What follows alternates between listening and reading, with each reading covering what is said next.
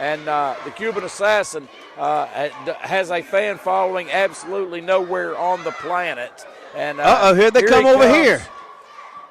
The Cuban Assassin and Bronco Barnett, and I've seen this little. This is a mental game that the Cuban likes to play with his opponents. It's a lot like trying to psych him out. Absolutely, and it works. It works. I've seen it work for years. The fans get into it. The fans think that they're getting on, that they're bothering the Cuban, but really what's happened is, the entire time is the level of frustration that his opponent's feeling and not even being able to lock up with him in the ring. And you see now Scott Lee's trying to get in Scott Lee's head to make him make a mistake early on in the match. That's exactly right. That's exactly right. So he can get him into Casket quicker, win the match, and have an easy night, which it's not going to be no easy night for the Cuban Assassin here tonight. Cuban is a second-generation wrestler and has been a champion everywhere that he's ever been. And as I mentioned earlier, and you saw with the belt that's currently over the shoulder of Bronco Barnett, he is the current APW television champion, and obviously highly ranked to get this opportunity here tonight in Martinsville against the NICW heavyweight champion, Dragon Scott Lee. This is sure going to be a barn burner here tonight.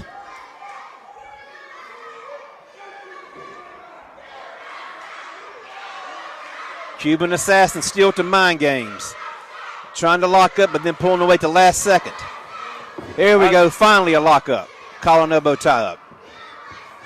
And Scott Lee forces him back to the turnbuckle. I'm a little surprised that Scott Lee was able to overpower the Cuban and push him back into that corner. And mind games still, mind games. Trying to lull Scott Lee into that false sense of awareness. There he is, the Cuban. Once again, just like you said, he's playing that mind game. He's playing it with the referee and Dragon Scott Lee right now. Dragon Scott Lee has got to keep his head about him. He can't allow Cuban Assassin or Bronco Barnett to frustrate him. Well, these men are very familiar with each other. I can tell you, going back at least the last 6 months, they faced each other in Hinton, West Virginia in March, and the Cuban Assassin was the victor in that singles matchup, but Scott Lee was disqualified for using an object that the Cuban brought into the ring. That set up the situation for this matchup by virtue of the Cuban winning that matchup. Since then, they have also been engaged in a tag team contest in West Virginia, where the Cuban's partner, Mega Destroyer, has been taking on Dragon Scott Lee and John Heartbreak. So a lot of crossover between the two promotions, a lot of great talent and veterans. And here he goes. He's trying to put him in the casket. He's trying to put him in right now. I believe it's a little too early for that. And Scott Lee's firing back on the Cuban Assassin. Oh, look at that. A karate thrust to the throat. Now the kicks. A forearm shot and a second forearm shot takes the Cuban into the corner, and he shoots him off. Here he comes. Big back elbow. And there you see a veteran move right there. Getting out of the ring. He got out of the ring. He got off his back where he cannot be pinned. He cannot lose the match on the floor outside the ring. He can only do damage to his opponent inside the ring. Inside the ring.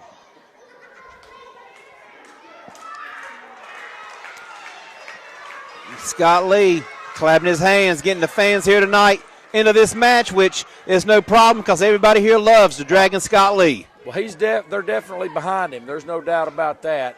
But I can tell you now that the Cuban Assassin doesn't care. And with the skill level that he's got, I tell you,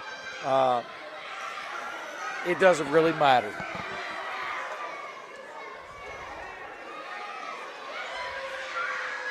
Now, there you see. He's got something in his hand. He's got a foreign object. He's got something in his right hand.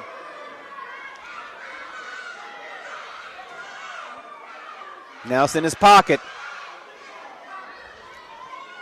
The Cuban, the cagey veteran, he's going to use any advantage that he can. And we already know he can't lose this match. The only way to win this match is by placing your opponent inside the coffin. That's right, slamming that lid shut.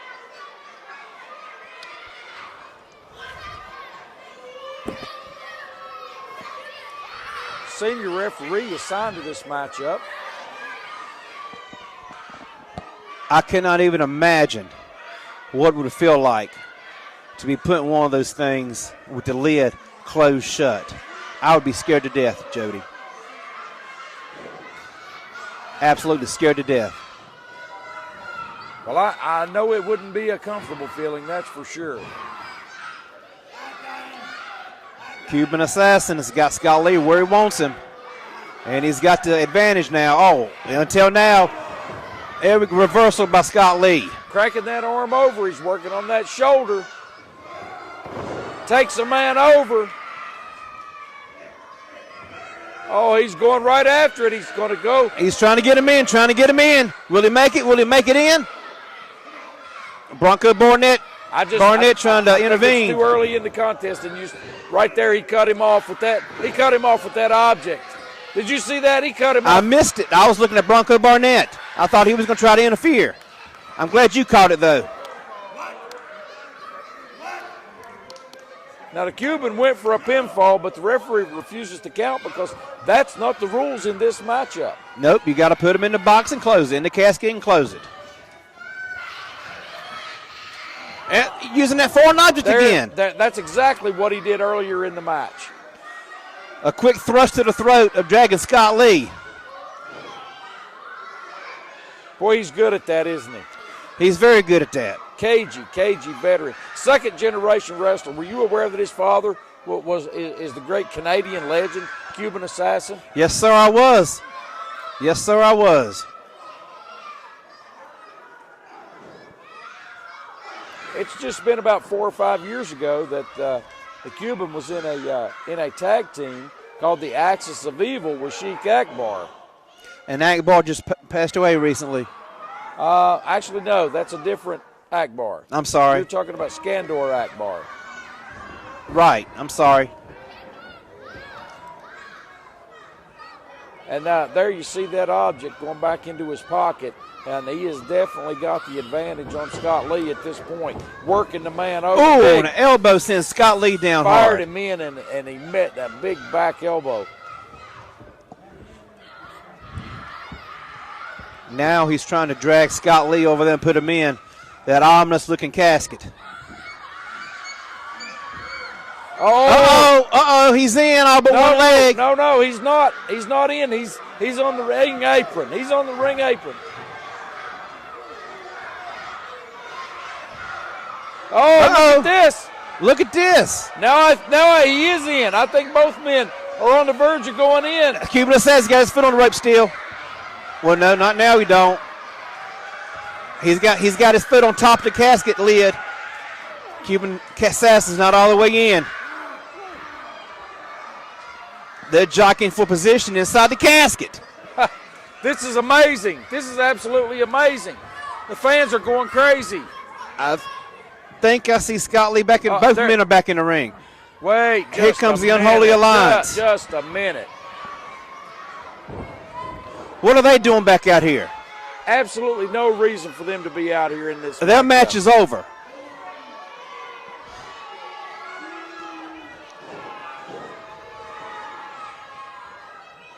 Cuban calling for the casket to be opened one more time.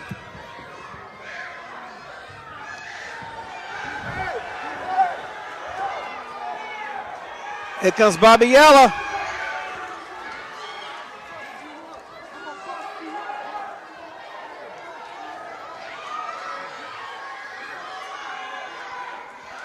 Tony Ray and Bobby Yella out here, and they've come out to equalize the situation. You got Bronco Barnett, Douglas J. Wentworth, Scott Weddle, and Eclipso.